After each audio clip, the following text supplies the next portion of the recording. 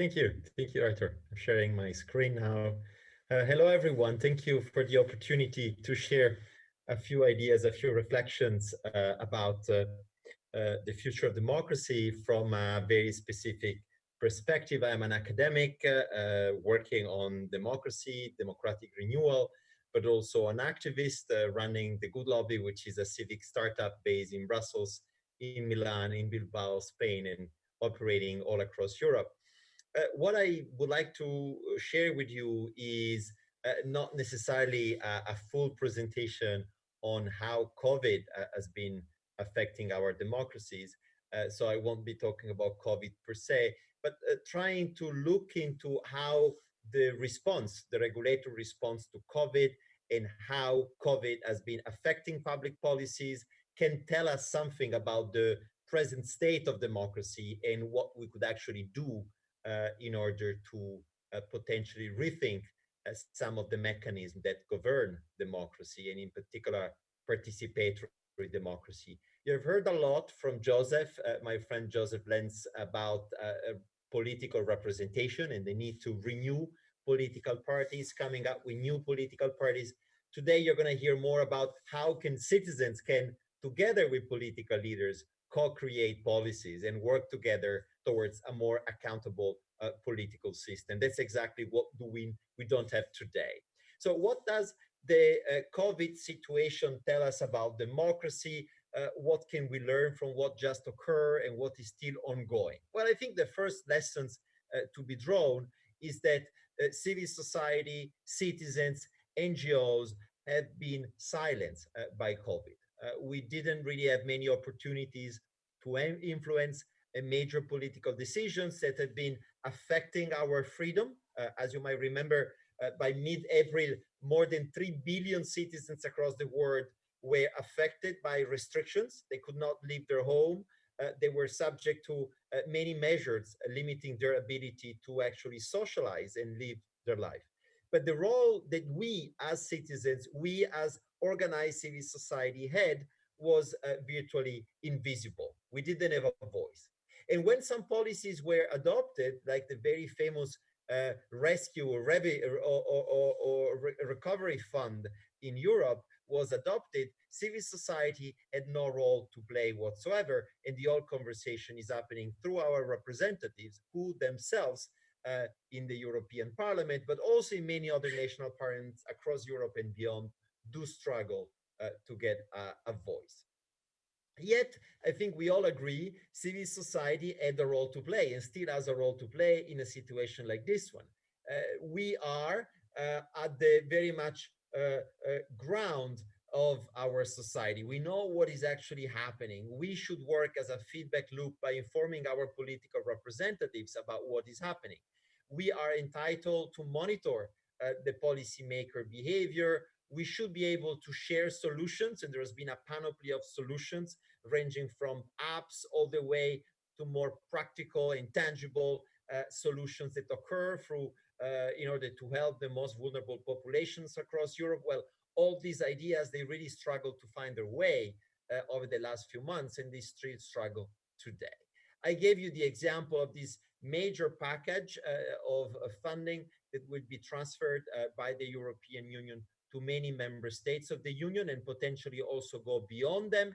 And we all know that in these particular circumstances, NGO did not only play a role, but they were also victim of the usual David and Goliath scenario in which major corporations used this particular window created by COVID-19 to get the ear of policymakers, to be even more influential than usual. So we saw a record amount of resources going into lobbying by commercial and professionals who actually use this opportunity to increase their influence. So the imbalance we have between public interest and corporate interest became even more important during this crisis, and this is still happening today.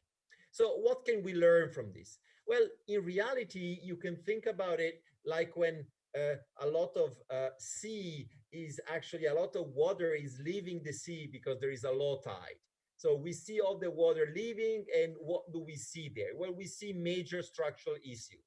structural issues that appear like rocks and stones that all of a sudden becomes much more visible than what they were. First of all, a deepening of structural inequalities meant that civil society was not able to actually organize itself. We saw a lot of manifestos, a lot of letters, a lot of initiatives that certainly had an impact on the ground in terms of service delivery. Many people, many vulnerable groups, uh, they were assisted by civil society, by citizens, thanks to this very spontaneous way of organizing, but they were not able to translate their organizing capacity into policy change, into voice. So this fragmentation was incredibly visible all across the world. It is also true that we saw the difficulty of many civil society organizations to actually become advocates, to become lobbyists for their own reasons. They wanted to receive more assistance, more support, not only financial, but they didn't know exactly how to communicate with decision makers. And this was even more difficult than usual because you could not meet in person those decision makers. You need to find a way to get a Zoom link or to get a WebEx link and to find an entry point in order to influence their own decision making. So there have been a lot of exclusionary effect during that process. And finally, also philanthropy, which is one of the major source of funding and support for civil society and citizen movements, also struggle to provide an adequate support. There have been an incredible amount of resources mobilized, but they didn't necessarily reach those who actually need the most those resources. We saw major call for funding that were so technical and they were so long term that really didn't fit the urgency of that particular moment. One example is the letter that was prepared by many employees of the Open Society Foundations, one of the largest philanthropic organization in the world, suggesting that what the OSF was doing was not enough, was not quick enough, and it was not appropriate to those particular circumstances.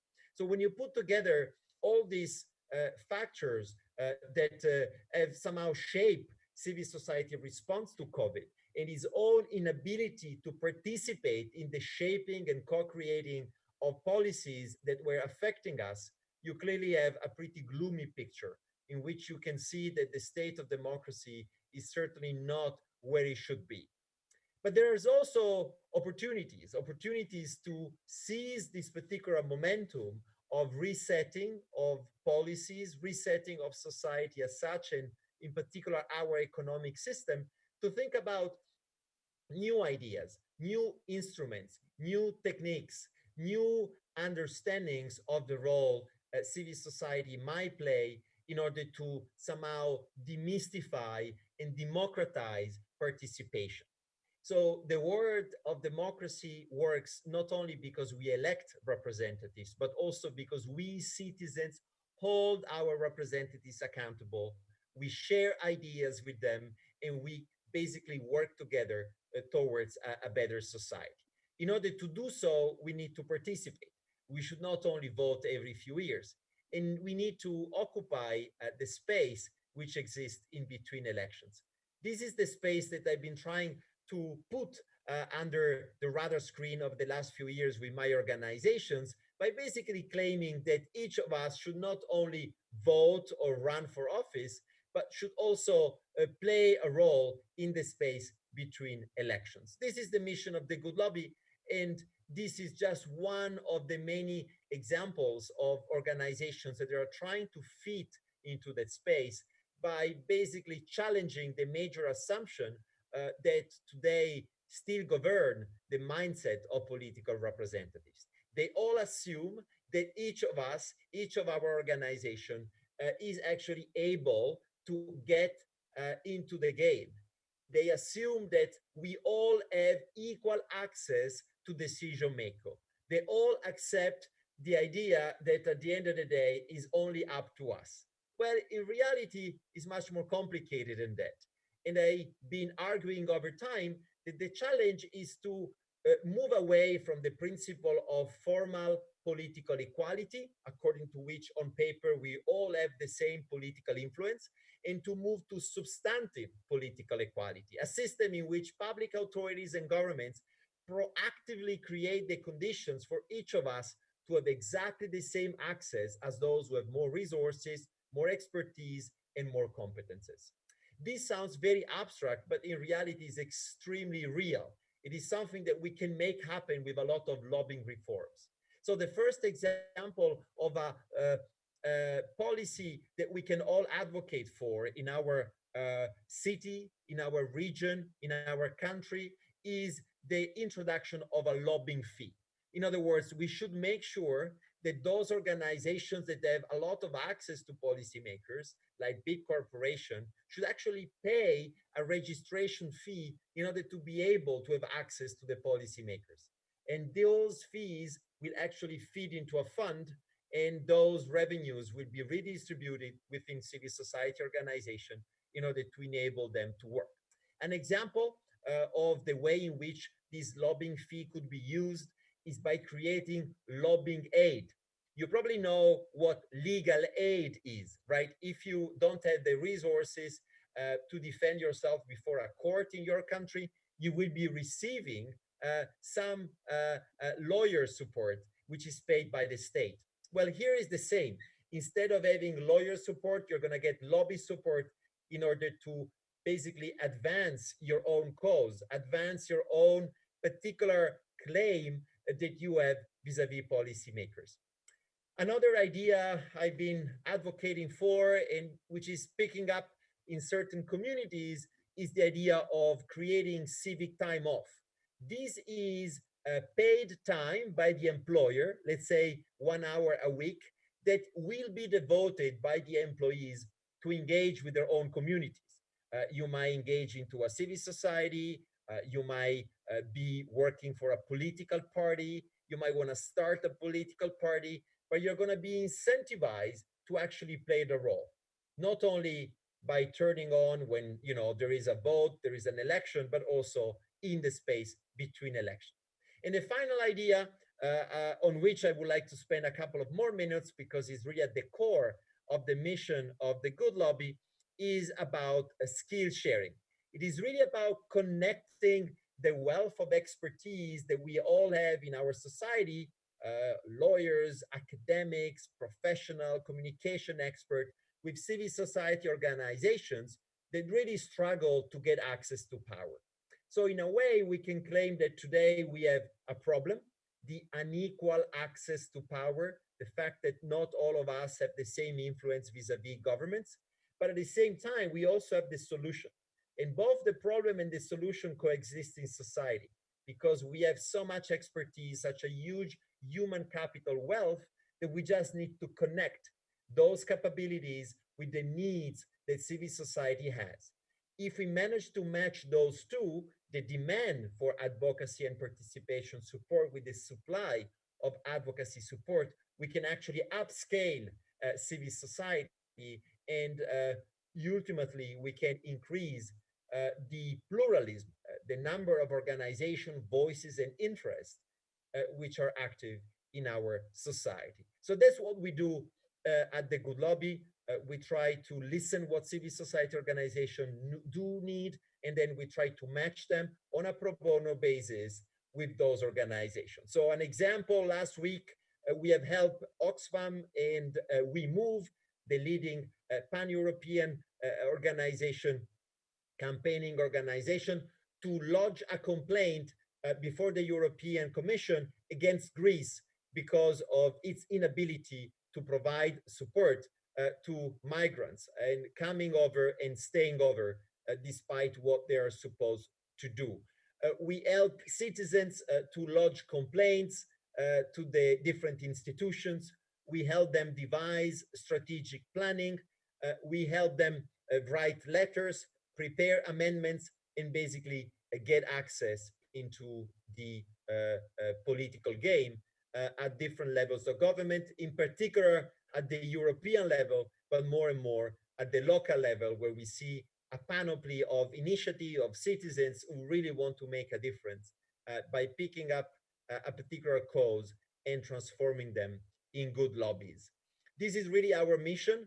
It is the mission that hopefully many more organizations are going to be sharing, trying to make sure that each of you can follow his own, her own passion.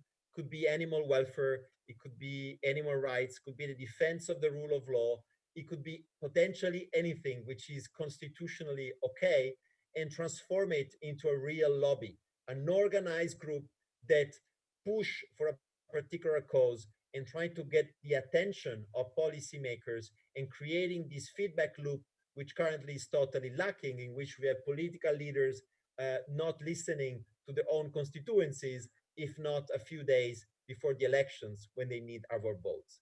Finally, the call is for lobbying for change. This is the title of the book Arthur alluded to, which really try to give you a 10 steps analytical process enabling anybody to develop this good lobby, which is there to stay, which is there to make a difference in order to have many more voices in our society. So this is my call for you at times of COVID, trying to think how you can mobilize your passion, your expertise, your feeling of injustice that we all have in this particular historical moment, and to turn it into a positive movement that can today quite easily be mobilized through social media, through, let's say, low cost systems that enable each of us to get some, let's say, signal out of the noise which is surrounding all of us. So on this note, I thank you for your attention, and I really hope to stay in touch. I will be going through in the chats to see if there are comments and questions, but please stay in touch with the Good Lobby and don't hesitate to contact me. Back to you, Arthur. Thank you very much for the presentation. I have two quick questions, short questions. One is related to Belarus. If you are following the events in Belarus, do you think the citizens of the Belarus or the civil society representatives that are not yet detained could do anything more to get the attention and the actions actually from the European institutions? What's happening in Belarus is absolutely encouraging, not only for Belarus, but for all of the world. I think the way in which citizens mobilized with commitment, passion, and a lot of strategy has been drawing the attention of the whole world to the point in which European leaders are finally uh, showing their support, although always shy, always a bit timid, more timid than what it should be, and they're clearly showing that your strategy have been working well. However, you know that it was not possible for the EU to adopt sanctions because one country, only one country, we can mention it, Malta, veto those sanctions, and all the other leaders are currently stuck in this situation. What you can do more? I think you can keep going, meaning to be bold enough to continue this incredible struggle and to make sure you target individual political leaders, members of the European Parliament, head of state and government, ministers, influencers, which also play a role in creating further pressure on the current regime in a way that will accelerate this transition. Obviously, geopolitics is not very favorable. It's getting more and more complicated, and this is not favorable to you. But I think time and certainly the you are on the right side of history. So this should be a source of comfort in the most difficult moments. And I'm really sure that in the next few days, we're going to see an acceleration because also within the European Union, it's not acceptable that you need unanimity for foreign decisions. The same President European Commission highlighted this fact, and she was extremely angry about what occurred last week when the foreign ministers met and this veto pop up. And another short question, it's about what you said about the fragmentation of civil society as one of the main problems, because we can easily see that not only in Moldova, but also in Ukraine, in Georgia. Maybe you'll have a suggestion or an idea how would you bring civil society working together for the same goals? Yes, civil society has been suffering from fragmentation from a long time, and it is really weakening its own ability to make a difference in these days in which attention span is very limited, funding is even more limited. So the only way to move forward and to gain momentum is to actually come together. In order to do so, the best possible way is to develop coalitions that have a clear objective. One objective, just one ask, one big thing everybody agrees on. It should be simple. It should be a convening element that bring everybody together and in which everybody has a role to play in terms of division of labor. This stakeholder coalition, this idea of having not only NGOs working together, but also influencers on social media, some journalists, some other actors in society, be they academics or professors, think tankers, influencers that can play a role, can also be powerful. And why not? We shouldn't be biased against those progressive companies, even corporations that say, well, I want to be on the right side of history. I'm going to help you to do this because it's in line with our own values. So don't only think about coalition among civil society organizations, but also think about unconventional coalitions entailing the participation of non-usual actors, including progressive companies who want to take a stance and they want to side with you because they share your big ask, your big idea, and your big question at the moment.